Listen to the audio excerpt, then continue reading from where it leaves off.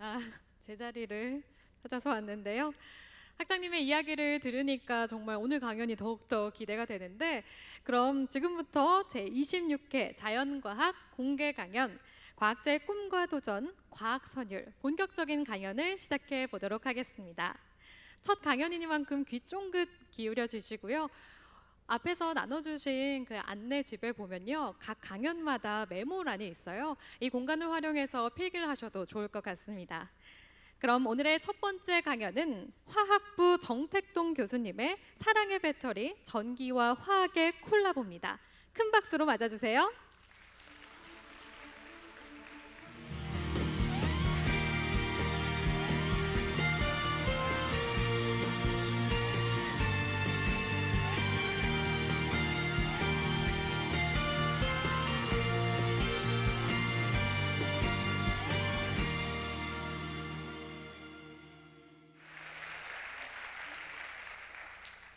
네, 안녕하십니까.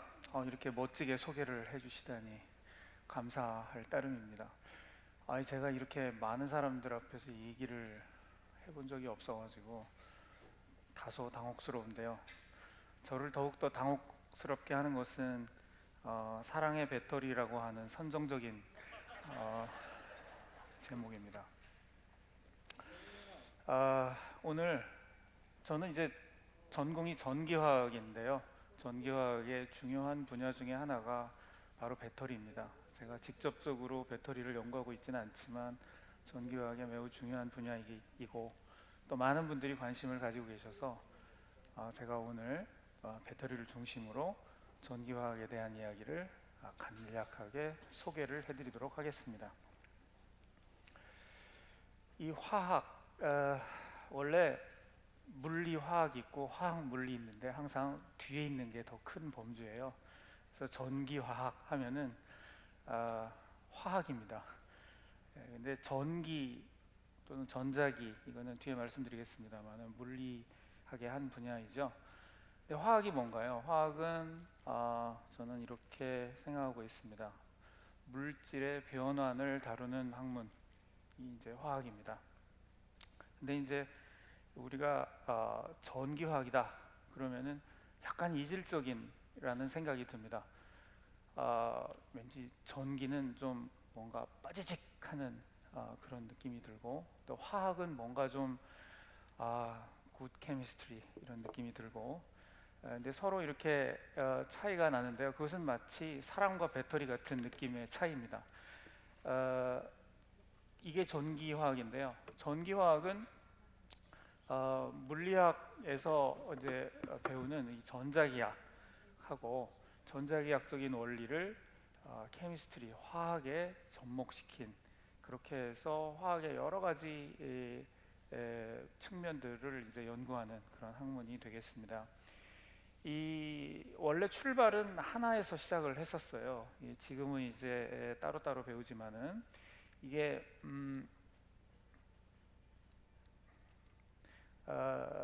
여기 보시면은 여기 있는 이 C라고 하는 거는 뭐냐면은 우리 그 중고등학교 시절에 배우는 아보가드로 수 가지고 우리가 몰 농도를 계산을 하죠.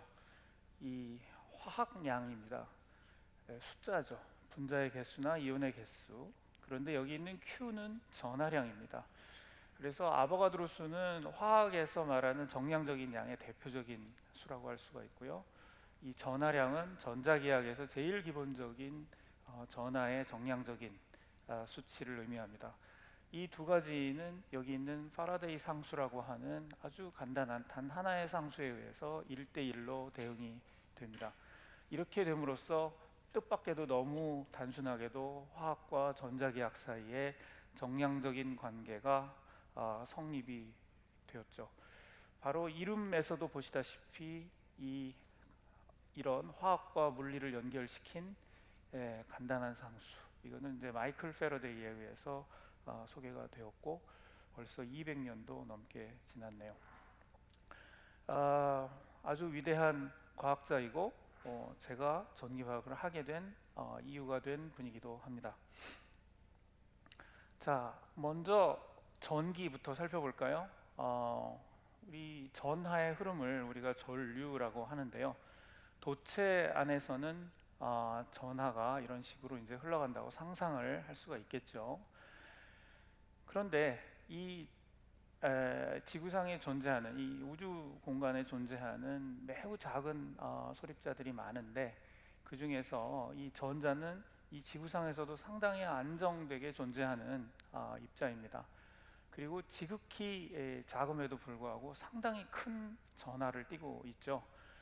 그래서 이 전자가 우리 주변에 이렇게 분포하고 물질을 구성하는 중요한 요소가 되고 있는데, 이 전자는 전하를 띠고 있어서 우리가 매우 간단한 도구만으로도 그 전자의 흐름을 아주 잘 조절하고 제어할 수 있습니다. 그래서 전자의 위치 에너지를 조절을 해서 전자의 흐름을 멈추게 하거나 나가게 하거나, 또는 빨리 흐르게 하거나, 말하자면 많이 나가게 하거나 천천히 나가게 하거나, 이런 것들을 조절할 수가 있는데요.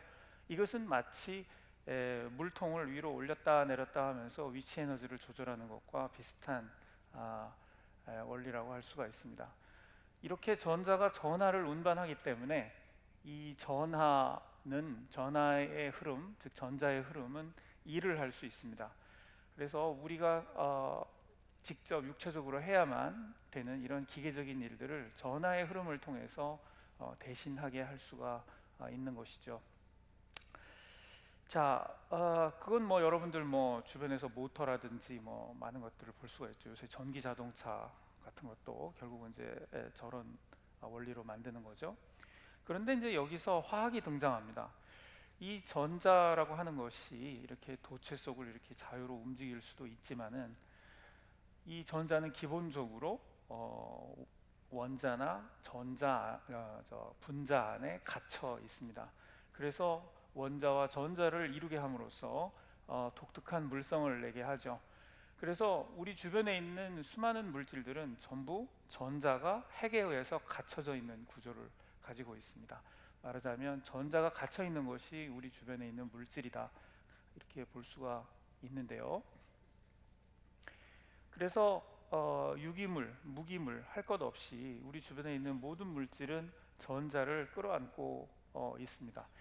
그런데 이 전자들은 이 분자나 원자 안에 갇혀 있으면서 각자 가지고 있는 위치 에너지가 다 다릅니다.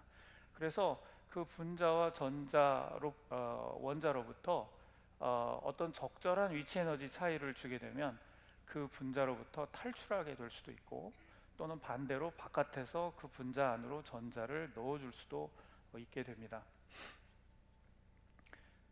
그것을 이제 우리 화학 교과서에서는 산화와 환원이라고 부르죠. 그래서 분자 입장에서 전자를 잃어버리는 것을 산화라고 하고, 전자를 얻게 되는 것을 환원이라고 합니다.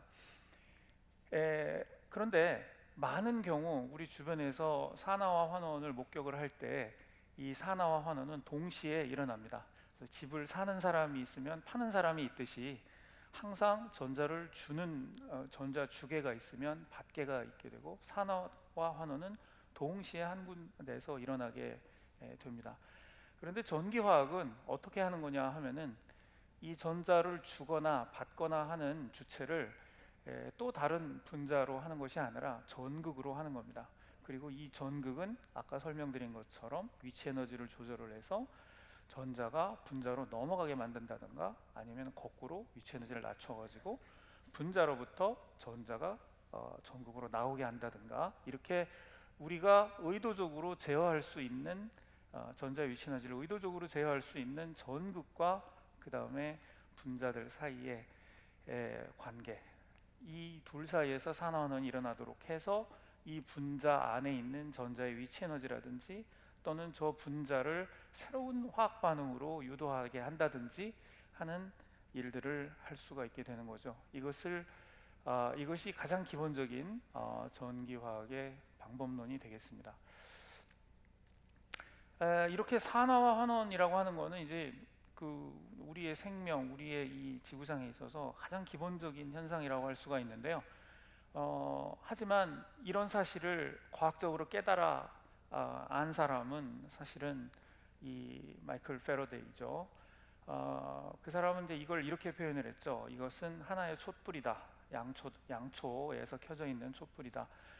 아시다시피 이 초는 이 어때요? 이 기름으로 이루어져 있죠. 유기물로 이루어져 있는데 그 유기물이 산화가 되면서 전자를 내놓으면서 주변에 있는 산소에게 전자를 주죠.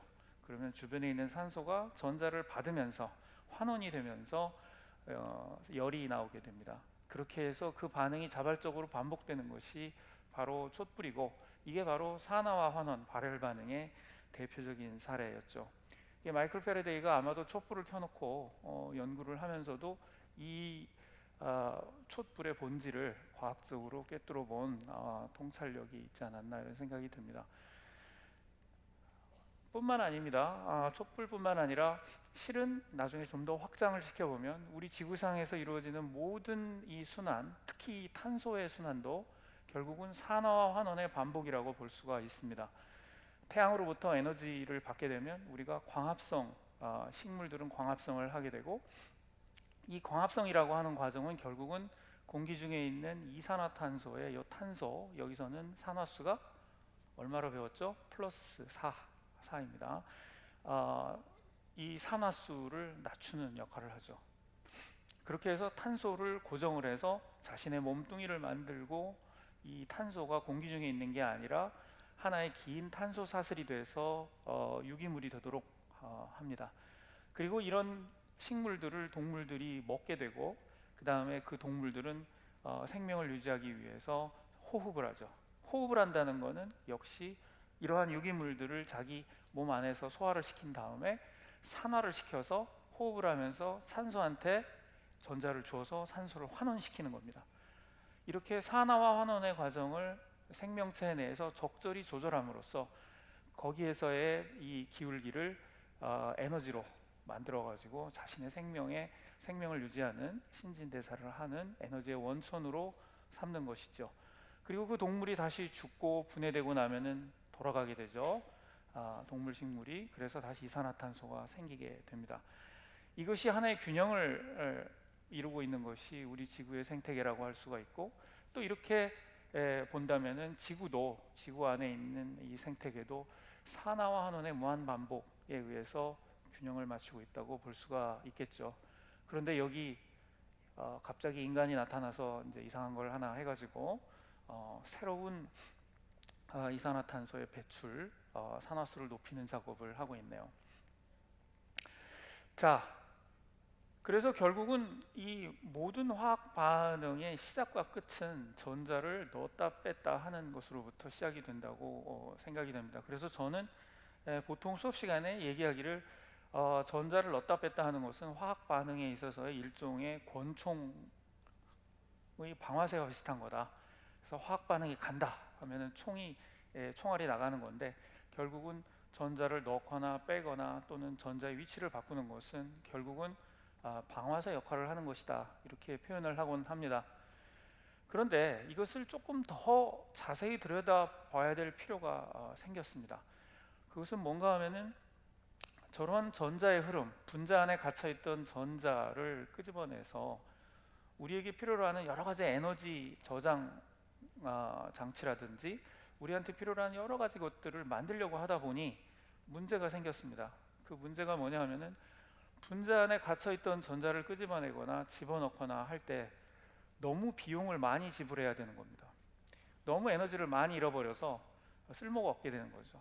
그래서 여러분들이 배터리를 하나 충전하려고 하면 너무 많은 에너지를 잃어버려서 정말 조금밖에 안 들어가는, 그래서 꺼냈을 때는 조금밖에 없는 이런 문제들이 생기게 된 거죠. 그래서 도대체 이걸 어떻게 해야 될까 고민을 하다가 결국은 산화와 환원에 대해서 더 깊이 알아야 되겠다라는 필요가 생긴 거죠. 그래서 더 자세히 들여다보니 전자를 내놓는 놈과 전자를 받는 것 사이에는 실제로 전자를 주는 것과 받는 것만 중요한 게 아니라 전자를 주는 것과 받는 것의 주변에 있는 물질의 환경이 실은 더 중요하다라는 사실을 발견하게 됩니다. 예를 들어서 여기 있는 화살표로 표시되어 있는 것은 물 같은 겁니다. 주변에 있는 용매 같은 물 같은 건데, 이게 물이냐 아니면 물이 아닌 다른 물질이냐에 따라서 이것들이 전자가 넘어가면서 재배치해야 되는 데 필요한 비용이 들게 되고, 그만큼의 에너지를 지불을 해야만이 할 수 있어야만이 전자가 주계에서 받계로 넘어간다는 사실을 알게 됐습니다. 그래서 주변에 있는 물질들을 바꿔줬더니 여기서 전자가 넘어가는 속도가 크게 달라진다라는 것을 알게 됐죠. 이 사실을 처음으로 정식화하고 이런 원리를 밝힌 분이 이제 이분인데요. 1992년에 노벨 화학상을 수상을 하셨습니다. 그래서 전기화학에서는 이분의 원리가 지금도 많이 이제 발전을 했지만 그럼에도 불구하고 기본이 되고 있습니다. 그래서 배터리에서도 주변에 있는 물질, 실제로 산화와 환원되는 물질도 중요하지만 그 주변에 있는 물질이 훨씬 더 중요한 역할을 하게 된다라는 사실을 우리가 알게 되었죠. 그래 요약하면 이렇습니다. 전기화학이라고 하는 거는요, 전자기적인 세계, 우리가 제어할 수 있는 세계와 그 다음에 매우 복잡한 생물화학적인 세계, 이 세계의 경계선에서 일어나는 흐름, 전하의 흐름을 다루는 학문이 바로 전기화학이다. 이렇게 저는 정의할 수가 있을 것 같습니다. 자, 그러면 이제 배터리 얘기해봐야죠. 이제 여기 이제 기본적인 걸 했으니까 요새 힙템이라고 하더라고요, 이 배터리. 근데 이게 왜 그런가? 사실은 새로운 게 아니에요. 왜냐하면 전기화학의 시작은 결국은 배터리로부터 시작이 됐습니다. 우리가 전하량을, 이 전기를 모아둘 능력이 없으면 실험을 할 수가 없어요. 그래서 원할 때 전기를 써야 되는데 이게 뭐 번개칠 때만 실험할 수도 없고, 그래서 초창기에도 배터리가 있었습니다. 수백 년 전에도 굉장히 원시적이긴 하지만.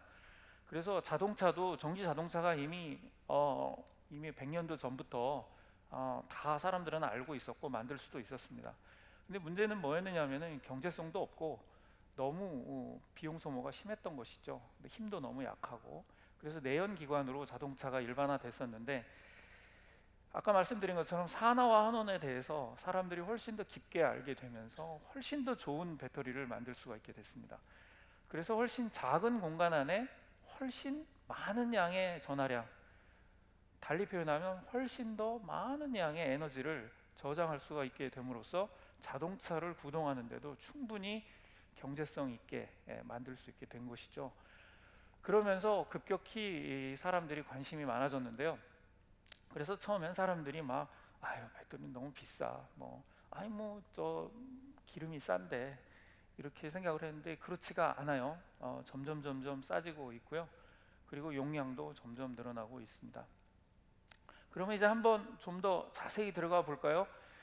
자, 배터리 이제 뜯어봅시다. 사실 배터리라고 하는 건 2차 전지라고 합니다. 그럼 1차 전지도 있어야 되겠죠. 1차 전지는 한번 쓰고 나면 다시 재충전할 수 없는 걸 1차라고, 우리 건전지 같은 거고요. 2차 전지는 충전했다 방전했다 이렇게 계속 반복해서 쓸 수 있는 걸 2차 전지라고 합니다. 얘를 한번 볼까요? 리튬이온 배터리를 한번 봅시다. 얘를 뜯어보면 이렇게 생겼고요.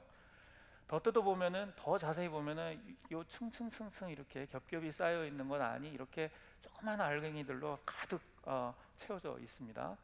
이거를 전자현미경으로 더 자세히 들여다보면 무슨 아주 조그마한 알갱이들이 더 돼 있고, 얘를 더 들여다보면 이 알갱이들 안이 또 다시 조그마한 그레인으로 돼 있어서 굉장히 표면적이 넓게 돼 있습니다.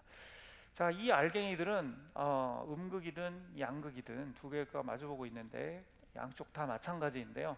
보통 이쪽은 이제 흑연이라든지 이런 물질들을 사용을 하고, 이쪽은 전이금속이라고 하죠. 주기율표에서 철이라든가 또는 코발트라든가 이러한 것들의 산화물로 이루어져 있습니다.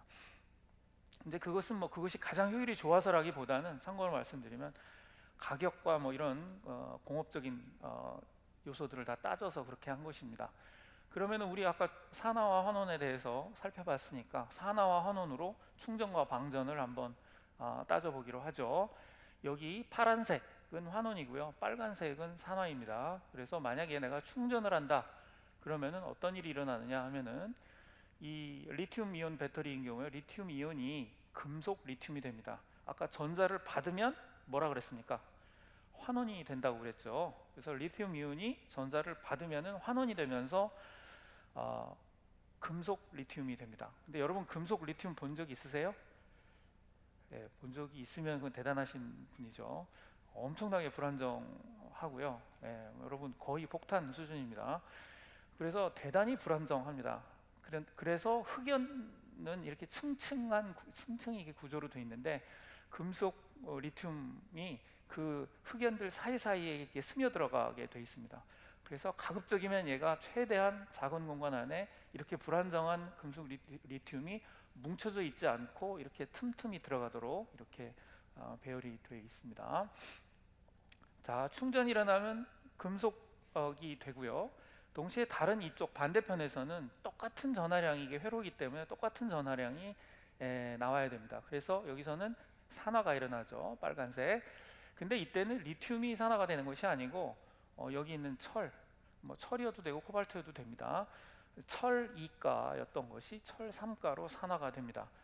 그래서 실제로 이때는 리튬이 물리적으로 바깥으로 기어 나오는 거지 실제로 스스로 산화가 되는 건 아니고 대신 산화가 되는 건 철입니다. 근데 이게 이제 아이디어입니다.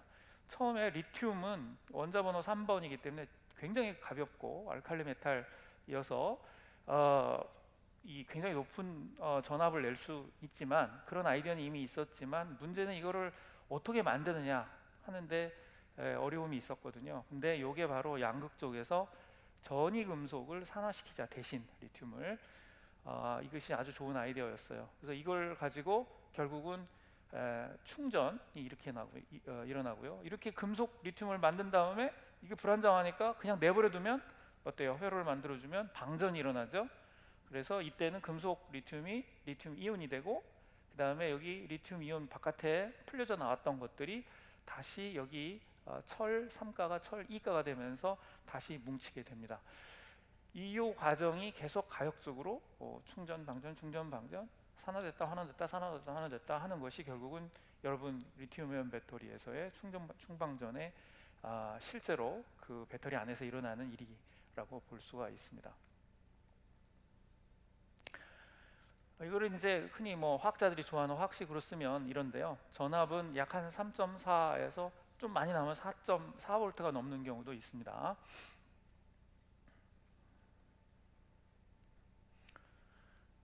네, 이분 혹시 아시나요? 이분은 이제 저는 굉장히 이분 성을 좋아하는데요. 이분의 성함이 굿이너프 교수세요.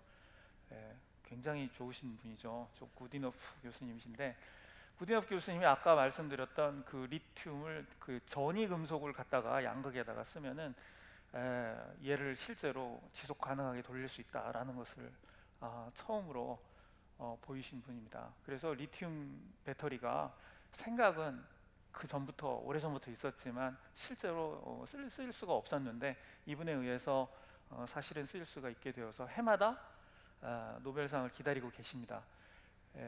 근데 벌써 95세세요. 꼭 받으셨으면 좋겠는데. 그렇습니다.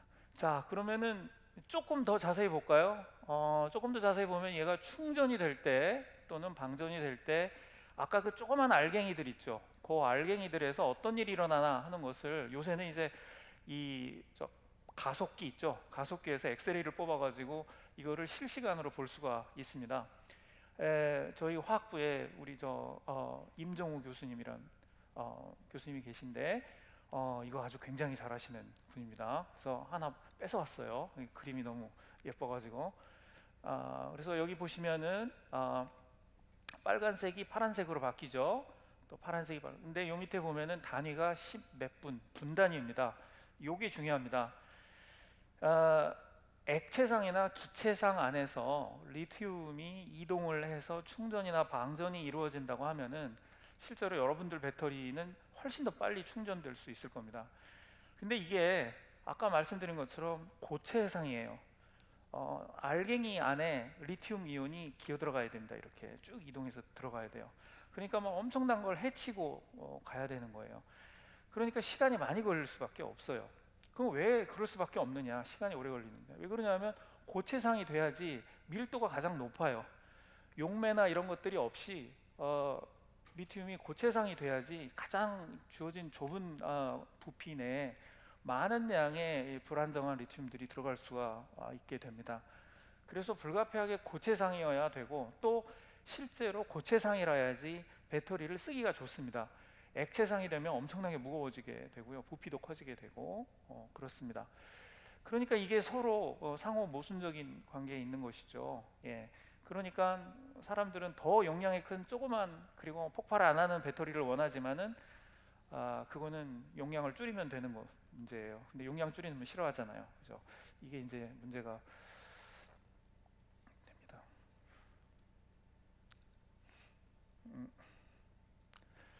네. 그래서 이것을 제가 방금 말씀으로 표현해드린 내용들을 보면은 이렇습니다. 그림으로 표현하면 리튬이 이렇게 전해질 속에 들어있을 때는 용매와 전해질에 의해서 둘러싸여 있습니다. 그랬다가 충전이나 방전 시기에 요 고체상 안으로 리튬이 들어가야 되면은 처음에 요 경계면에서 그 고체 안을 헤치고 들어가야 되는, 그러면서 주변을 둘러싸고 있으면서 자기 자신을 안정화시키고 있었던 용매를 벗어야 됩니다. 이걸 벗겨내고 고체 안으로 틈새로 들어가야 되는 거죠. 그리고 얘를 비집고 들어가면서 이 격자 구조 안을 하나씩 하나씩 이동을 해서 지나가야 됩니다. 그러니까 여기서 이 옷을 벗을 때도 상당한 에너지가 필요하고 이 안을 헤치고 들어가는데도 상당히 큰 에너지가 필요하게 되는 것이죠. 그래서 저기 공과대학에 가면은 이 배터리를 연구하시는 연구실이 정말 숱하게 많습니다. 그 안에서 수없이 많은 물질들을 시도를 해보고 있는데 대충 이제 지도가 나와 있습니다. 그래서 여기 보시다시피 여기 이제 전압인데요. 전압이 높게 나오는 물질도 있고 전압을 낮게 나오게 하는 물질도 있는데, 전압을 높게 나오면 좋죠. 좋긴 하지만 문제는 그만큼 빨리 저 안에 있는 용매나 전해질이 부서집니다. 그래서 충방전 몇 번 안 한 상태에서 급격히 용량이 떨어지게 되겠죠. 하지만 또 전압을 낮게 하면은 그만큼 나오는 전력량이 이제 줄어들게 되겠죠. 여기서 사실은 또 우리가 그 연구를 할 때 부딪히게 되는 한 가지 교훈을 여기서 이 리튬 배터리도 주는데요. 그게 뭐냐면은 사실은 애초에 아까도 뭐라고 말씀드렸습니까? 금속 리튬이라는 게 상당히 어떻다고 말씀드렸어요? 굉장히 불안정하다고 말씀드렸죠. 그래서 이게 주변에 있는 어떤 용매를 써도 다 부수입니다. 그래가지고 찌꺼기를 만들게 돼서 전극에 항상 뭐가 때가 끼게 되는데, 그래서 안 된다 라고들 다들 그랬어요. 그런데 뜻밖에도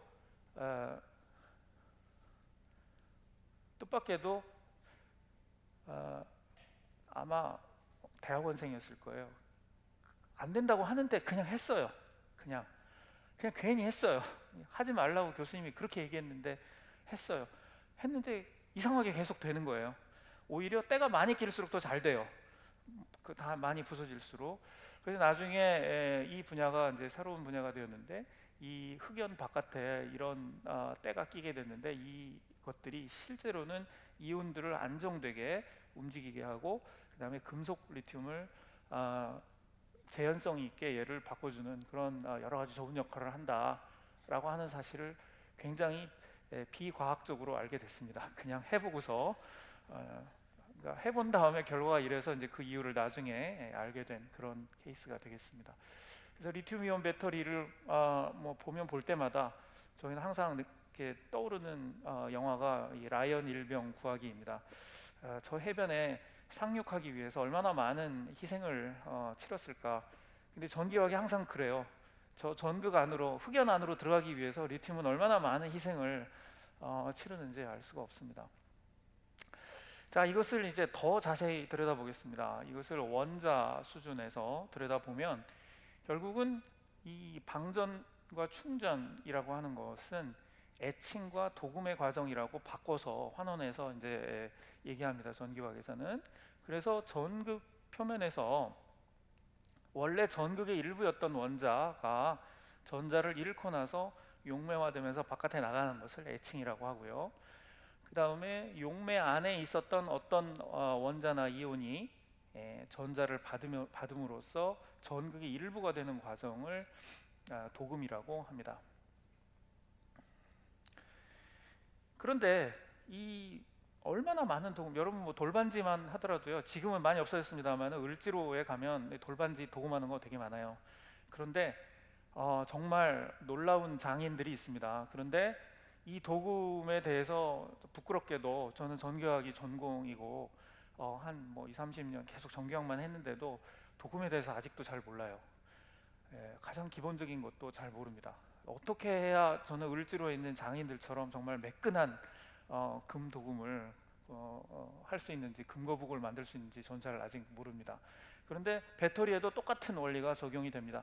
충전 방전을 하게 되면 똑같은 반응이 갔다 왔다 화학식으로 표현하면 똑같은데 실제로 표면을 보면 이렇게 완전히 다른 모폴로지, 모양을 갖게 됩니다.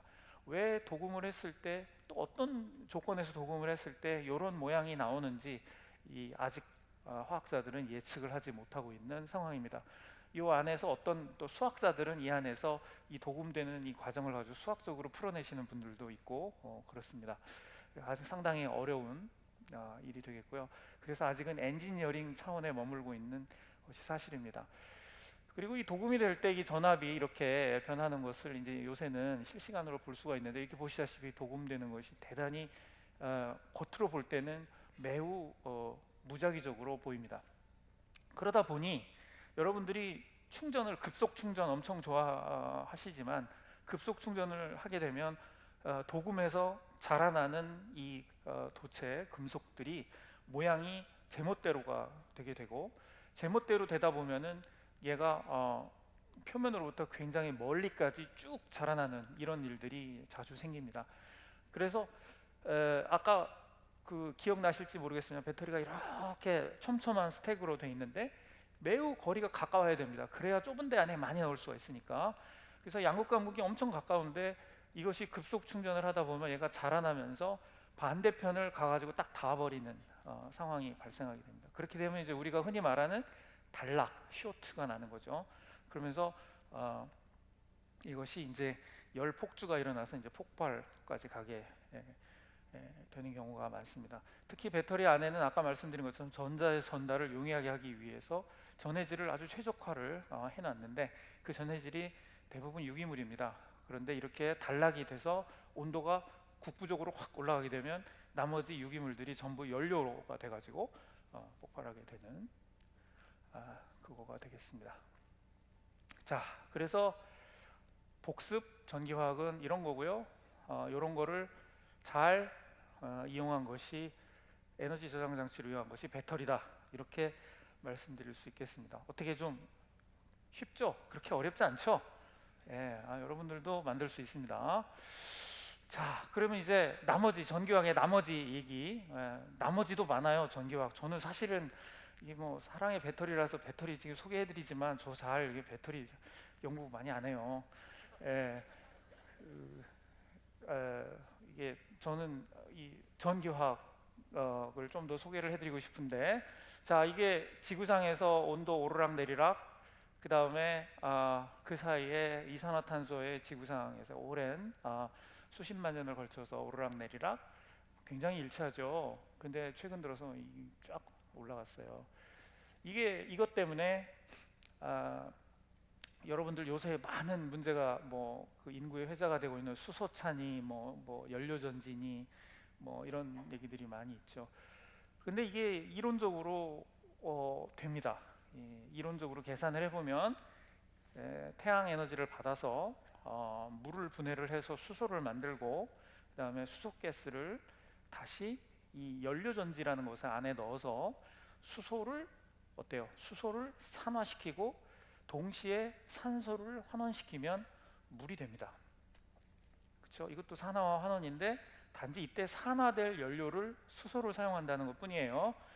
그렇게 해서 전기 에너지를 얻고 순수한 물을 얻습니다. 그 다음에 다시 또 빛을 받아서 그 물을 수소와 산소로 다시 분리를 해요. 그랬다가 수소와 산소가 다시 결합을 해서 나오는 전기를 쓰는 거예요. 그러니까 결국은 에너지의 원천은 태양인 것이죠. 그리고 수소라는 에너지 연료로 보관을 해뒀다가 우리가 원할 때 이제 전기 에너지를 쓴다라는 얘기가 되겠습니다. 그런데 이게 연력학적으로 계산을 해보면은 당연히 할 수 있어야 되는 것입니다. 그런데 실제로 해보면 잘 안 됩니다. 그래서 이제 문제인 것인데요.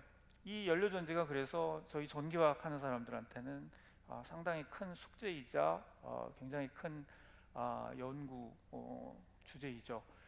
그래서 이때는 수소가 사실은 문제가 아닙니다. 이 연료전지에서 수소차, 수소 어쩌고 얘기하지만 실제로 수소가 산화되는 것은 굉장히 빠릅니다. 그래서 수소가 산화되는 건 별 문제가 아닌데 반대편에서 산소가 환원되는 것이 문제입니다. 산소가 환원되는 게 우리가 호흡을 해가지고서 이 미토콘드리아에서 전자가 흘러가는 거는 굉장히 효과적입니다. 그런데 이상하게 사람이 만든 전극에서는 산소가 환원되는 것이 엄청 느려요. 그래서 수소는 이미 대기 상태인데 산소가 환원이 안 돼가지고 회로가 돌질 않습니다. 그래서 전기를 못 만들어요. 그런데 안타깝게도 거의 100 몇십 년을 연구를 했지만 이 산소가 환원이 되는 메커니즘에 대해서 아직도 논란이 많고, 그 다음에 그렇기 때문에 인간이 만든 전극 표면 위에서 산소를 어떻게 해야지 빨리 환원을 시킬 수 있나, 속도를 늘릴 수 있나 하는 거 아직도 숙제입니다. 그래서 연료전지의 문제는 거꾸로 얘기하면 산소 환원의 문제다 라고 생각하시면 되겠습니다. 그래서 백금이 현재 최선인데 100년 연구를 해도 계속 백금이 최선인 상태는 변함이 없다는 그런 안타까운 점이 있죠. 그리고 수소를 만드는 과정도 문제죠. 햇빛을 받아가지고 물을 분해해서 수소를 만들 수가 있어요. 만들 수 있는데 문제는 이게 이제 다르게 수소를 얻는 방법에 비해서 이제 값이 너무 돈이 많이 들기 때문에 현재 문제인데, 사실은 이것이 가장 이상적인 답입니다. 다르게 수소를 얻는 방법은 어차피 다시 또 이산화탄소를 생산해내야 되는 문제를 안고 있기 때문에 오직 이 방법만이, 직접 햇빛을 받아서 물을 분해하는 요 수소 생산 방법만이 실은 진짜 친환경적인 방법이라고 말할 수가 있는 거죠. 그 밖에 전기화학에 쓰이는 부분들이 많습니다. 이걸 전기화학을 필요로 하는 부분이 이제 에너지 저장 장치, 이 조그만 리튬이온 배터리 오늘 소개를 해드렸습니다만은 대용량, 제주도 같은데, 섬 같은데 굉장히 많이 쓰죠. 그리고 앞으로는 이제 신재생에너지가 되면은 에너지원이 원자력 발전소나 화력 발전소처럼 대용량으로 만드는 것이 아니라 조그만하게 만들어야 되기 때문에 에너지 저장 장치가 중요한데, 그 역시 전기화학이고요. 그 다음에 바이오 센서들, 이것들도 다 전기화학이라고 볼 수가 있고, 그 다음에 이제 최근 들어서는 이온 가지고 컴퓨터를 만들려는 노력들도 있는데, 이 역시 이 전기화학의 한 분야입니다. 그리고 최근 들어서는 인간의 이 뇌신경 회로에다가 컴퓨터를 연결시키려는 노력들이 있습니다. 근데 그거야말로 아까 전기화학 설명드렸던 것처럼 컴퓨터는 전자기적인 제어의 세계가 되겠고, 그 다음에 우리의 뇌신경 구조는 생물화학적인 세계가 되겠죠. 이 세계가 서로 가역적으로 정보를 주고받기 위해서 그 경계선에 있는 전기화학이 필요하게 되리라는 것은 여러분들도 아실 수 있는 일이 아닌가 싶습니다. 자, 어떻게 제가 제한된 시간이지만 이 전기화학에 대해서 한번 간단하게 설명을 드렸는데 여러분도 이해가 좀 더 깊어지셨는지 모르겠습니다. 오늘 저의 말씀은 이것으로 마치도록 하겠습니다. 감사합니다.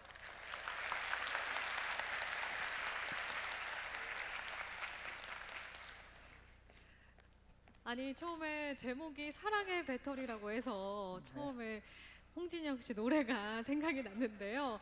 강연을 듣고 보니까 힙템, 배터리를 활용해서 화학에너지와 전기에너지를 변환하는 그런 내용이었네요. 네. 그러면 오늘 공개 강연이 시작하기 전부터 많은 분들이 교수님께 질문을 보내주셨어요. 교수님께서 먼저 사전에 질문을 선정을 해서 답변을 준비해 주셨다고 하는데요. 그러면 질문 함께 만나볼까요? 네, ATP의 화학에너지를 전기에너지로 변환시키는 전기뱀장어와 같은 어류나 자극에 대해 전기 신호를 만들어내는 뉴런, 미토콘드리아의 전자 전달계와 같은 자연 속의 여러 예시에서는 전기에너지와 화학에너지 사이의 장벽이 생각보다 낮은 것처럼 보입니다. 이런 예시들은 실제로 실생활에 쓰이고 있지는 않은 것처럼 보이는데요. 그렇다면 그 이유에는 어떤 것이 있는지 궁금합니다 라고 보내주셨는데요. 교수님 답변 부탁드리겠습니다. 네, 이건 굉장히 수준 높은 질문입니다. 정답은 둘로 나눌 수가 있는데요. 첫 번째는 여러분 생체 구조, 광합성계라든지 호흡계라든지 하는 것을 자세히 들여다보면 엄청나게 효과적으로 전자가 전달이 될 때 에너지 소모를 최소화하도록 디자인이 돼 있다는 사실을 발견할 수 있어요. 아까 제가 강연 중간에 그 루돌프 마커스 1992년 노벨 화학상 소개해드렸죠. 그분의 원리를 그대로 여기다가 적용을 해보면 자연계에서 전자가 흘러갈 때 그 주변에 있는 이 프로테인 구조들이 왜 이렇게 돼 있는지가 돼 있는지 이해를 할 수가 있어요. 엄청나게 효과적으로 되어 있습니다. 그런데 그거는 사람이 만들기가 현재로서는 거의 불가능에 가까울 정도로 어렵습니다. 그게 첫 번째 어려워서 그런 문제가 있고요. 그다음에 두 번째 정답은 인간의 욕심입니다. 이 생체 안에 있는 에너지는 적절히 그 에너지를 분산시키게 돼 있어요. 전류가 그렇게 많이 흐르지 않게 돼 있습니다. 그런데 우리는 너무 좁은 공간 안에 엄청나게 큰 에너지를 갖다가 막 쓰고 싶잖아요. 그러니까 막 자동차도 움직이고 싶고 이렇기 때문에 전류가 너무 많이 흘러야 돼요. 근데 서로 생체에 있는 시스템을 가져온다고 해도 가져올 수 있다고 해도 생체에서 진화되어 있는 시스템은 그렇게 큰 전류를 감당할 수 있을 만한 물질계가 아닙니다. 그래서 그 두 가지 이유 때문에 우리가 갖다가 쓰지 못하고 있는 거죠. 그럼 다음 질문 만나보겠습니다. 낙생고등학교 오채규 학생이 보내준 질문인데요. 전기 에너지를 화학 에너지로 변환시켰다가 다시 전기 에너지로 변환시키는 방법보다 축전기처럼 전기 에너지 자체를 저장했다가 그대로 사용하는 방법이 에너지 손실 없이 더 효율적이지 않나요? 라고 질문해 줬는데요. 이렇게 보니까 정말 그런 것 같아요. 네, 교수님 네. 어떤가요? 네, 전기 에너지를 모아뒀다가 다시 쓰는 데는 두 가지 방법이 있습니다. 크게 나눠보면 첫 번째 방법은 화학 에너지로 바꿨다가 다시 전기 에너지로 쓰는 방법이 있고요. 두 번째는 화학 에너지로 안 바꾸고 전자를 어떤 좁은 공간 안에 최대한 가둘 수 있는 데까지 모아뒀다가 그냥 물리적으로 모아뒀다가 다시 꺼내 쓰는 방법이 있습니다. 화학 에너지로 바꾸는 경우에는 화학 결합을 끊었다가 다시 붙이거나 해야 되기 때문에 기본적으로 에너지 소모가 많이 들어갑니다. 그렇지만 분자는 훨씬 더 많은 양의 전하량을 품을 수 있기 때문에 에너지의 전체 총량으로 보면 화학 에너지가 훨씬 많은 양을 저장할 수는 있습니다. 그렇지만 넣었다 뺐다 할 때 비용을 많이 쓴다는 단점이 있죠. 그런데 이 축전기 같은 것은 후자에 해당합니다. 화학의 어떤 물질의 변화를 산화환원을 관여시키지 않고 전자를 모아뒀다가 그대로 갖다가 쓰는 겁니다. 이게 이제 축전기인데요. 어떻게 하면 그렇게 할 수 있을까요? 이를테면 이런 겁니다. 아까 그 알갱이처럼 굉장히 촘촘한 표면이 우둘투둘한 이런 표면적이 넓은 이런 전극을 만들고 거기다가 전압을 가하면은 전자가 그 우둘투둘한 표면 전압 밀도가 얼마가 될 때까지 모입니다. 모여뒀다가 나중에 걔를 풀게 되면 얘가 쭉 풀려 나오는 거죠. 이거를 축전기라고 하는데, 그래서 요즘은 전기 저장 장치를 연구하는 사람이 한 분들은 배터리 연구하시는 분이 있고 다른 한 분들은 이 카패시터 축전기를 연구하시는 분들이 있어요. 그래서 오늘 소개해드린 배터리는 화학 에너지로 바꿨다가 저장하는 것이고요. 이 축전기라는 분야가 따로 있고요. 이 축전기도 굉장히 요즘은 물질과학이 발전을 해서 축전 용량이 배터리만큼은 안 되지만 상당히 많이 따라가고 있어요. 이제 그걸 우리가 초고용량 축전기, 슈퍼커패시터라고 부릅니다. 그래서 자동차도 이 슈퍼커패시터를 기본적으로 장착하는, 짧은 시간 내에 빨리 에너지를 써야 될 때는 이 슈퍼커패시터를 쓰곤 합니다. 그러니까 이 말처럼 실제로 쓰이고 있습니다. 네. 네, 아까 강연에서 충전과 방전에 대해서 이야기해 주셨는데 그럼 축전기도 역시 마찬가지로 방전이 될 수 있는 거죠? 그래, 예. 축전도 되고 충전도 되고 방전도 되는데 배터리보다 훨씬 빨리 충전되고 빨리 방전됩니다. 용량은 작지만. 그러니까 폭발적으로 확 힘을 내야 될 때는 카패시터, 축전기를 쓰는 게 좋고요. 오랫동안 뭉근하게 많이 가야 될 때는 이제 배터리를 써야 되고 그렇습니다. 그러면 다음 질문 만나보겠습니다. 최근 들어서 하이브리드 자동차나 전기 자동차처럼 화석연료의 사용을 줄이고 전기 에너지를 쓰는 것이 각광받고 있는데요.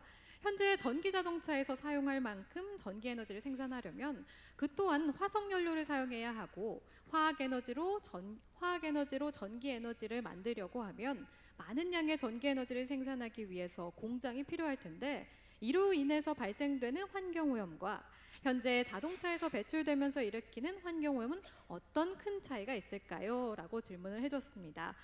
그러니까 전기 에너지가 각광을 받고 있는데 이걸 생산하려면 또 환경 오염이 일어나지 않느냐. 그럼 기존의 환경 오염과 어떤 차이가 있냐고 질문해 줬는데요. 답변 부탁드리겠습니다. 네, 원리상으로는 아무 차이가 없죠. 어차피 어디서 물건을 태우냐의 문제이니까 한꺼번에 당진 화력발전에서 왕창 태우나 여기 서울에서 이렇게 돌아다니면서 태우나 한꺼번에 태우는지 돌아다니면서 태우는지 차이만 있을 뿐이지 실제로 태우는 데는 차이가 없고요. 원리상으로는 마찬가지입니다. 하지만 사회 경제적으로는 좀 다르죠. 전기 자동차의 경우에는 전기 자동차 자체는 이 매연이 안 나오기 때문에 배출가스가 없기 때문에 에너지를 쓰는 사람들의 입장에서는 환경 오염이 없습니다. 그렇지만 그 에너지를 어디 다른 곳에서 만들어야 되니까 그쪽에서는 환경 오염이 생기죠. 그만큼이.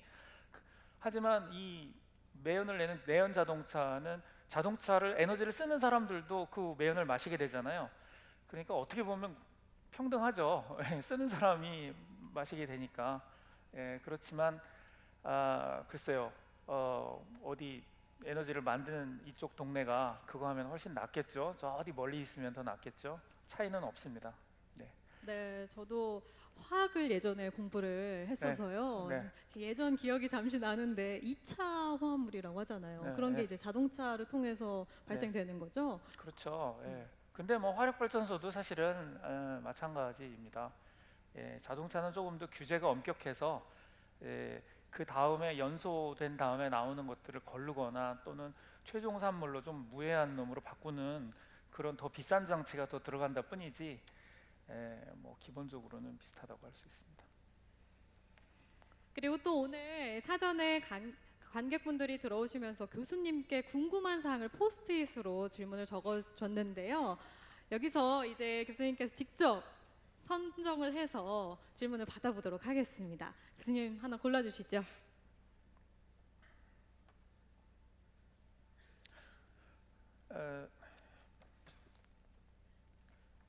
주면 제가 네. 읽어드리겠습니다. 인천과학예술영재학교 조은서 학생이 보내준 질문입니다. 차세대 전지로 각광받고 있는 연료 전지가 백금과 같은 촉매의 비싼 가격 때문에 상용화에 어려움을 겪고 있다고 들었는데요. 혹시 연료 전지의 효율을 높이는 연구로 어떤 것들이 진행되고 있나요? 라고 질문을 해줬습니다. 네, 아까 그 강연 중에도 이 말씀을 드렸는데요. 이게 이제 굉장히 성배와 같은 일입니다. 이 산소의 환원. 그래서 백금 가격 때문에 문제인데 이 문제에 대해서 실제로 기초 과학자에서부터 공학자, 그 다음에 비즈니스 하시는 분들까지 완전히 모두 다 함께 모여가지고 고민을 하고 있는데 큰 방향은 두 가지입니다. 하나는 그냥 백금을 인정하고 받아들이는, 그래서 백금의 양을 좀 줄이는, 그래서 반응이 일어나는 부분만 백금을 조금 쓰고 나머지는 백금이 덜 필요한 곳은 다른 걸로 바꾸는 이런 방법이 이제 그 일본의 도요타 같은 데서 이제 많이 사용하는 방법이고요. 우리나라에 있는 업체들도 이제 그런 방법을 사용하고 있습니다. 다른 하나의 방법은 이제 기초과학자들이 좋아하는 건데 백금을 받아들이는 거는 저희 입장에서는 조금 자존심 상하는 일이잖아요. 그래서 이제 뭐 좀 백금이나 이런 거 없이 그 주기율표에 나와 있는 원소들을 사용을 하되 백금 말고 다른 걸 가지고 백금만큼 산소 환원을 빠르게 할 수 있는 물질은 없을까? 이런 거를 설계하거나 찾는 사람들도 있습니다. 근데 당연히 후자는 상당히 어렵죠. 그래서 이 비즈니스 하시는 분들은 싫어하십니다. 후자 이런 연구하겠다고 하면 싫어하시지만 이제 자연과학자들은 굉장히 좋아하는 주제가 되겠습니다. 네, 감사합니다. 그 외에도 일단 이 조은서 학생 어디 계실까요? 손 들어주세요. 네, 여기 앞에 손을 들어줬습니다. 뒤에서 5번째 줄에 앉아 계시네요. 그리고 정말 많은 질문들이 왔는데 저희가 시간 관계상 현장에서 질문을 받아보도록 하겠습니다. 여기 포스트잇에 적었는데 선정이 안 돼서 아쉽다 하는 분들은 지금 손을 들어서 질문해 주셔도 되겠죠? 그러면 질문 있는 학생은 손을 들어주세요. 네, 여기 회색인가요? 남학생이 손을 들어줬는데요. 마이크를 전달해 드리도록 하겠습니다. 자기소개를 간략히 한 후에 질문해 주시면 되겠습니다. 네, 양일고등학교 안도현이라고 합니다. 제가 아까 포스트잇에 적었던 질문인데요. 그 연료전지 자동차에도 혹시 배터리나 아까 말씀하신 충전기가 들어가면은 그 지금의 하이브리드 자동차처럼 공회전이나 내리막길을 달릴 때 생산되는 잉여 전기 에너지를 그 고용량 배터리나 축전기 같은 데 저장을 해서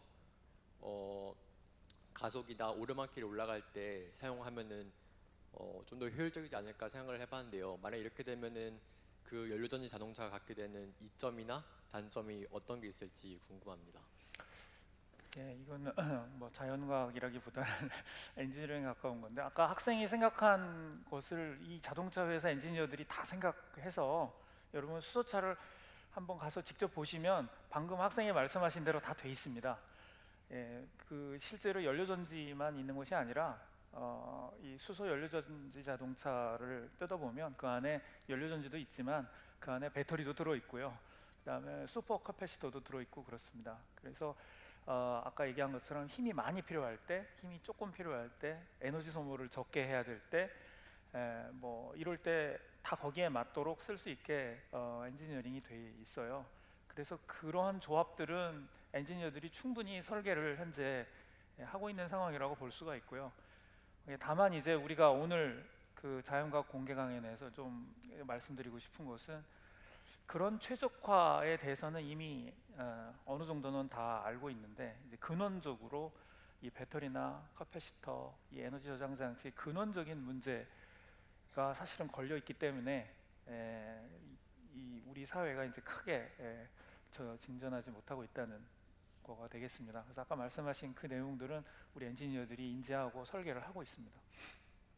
네, 답변이 됐을까요? 네, 감사합니다. 그리고 2층에 봐도 관객들이 많이 오셨어요. 2층에서도 한번 질문을 받아보도록 하겠습니다. 질문이 있으신 분은 손을 들어주세요. 안 계신가요? 네, 제가 잘 못 봐서 다시 한 번만 들어주세요. 네, 이렇게 손을 들어주셨는데요. 저희 스태프분들 마이크를 전달해 드리겠습니다. 일어나 주시면 네, 감사하겠습니다.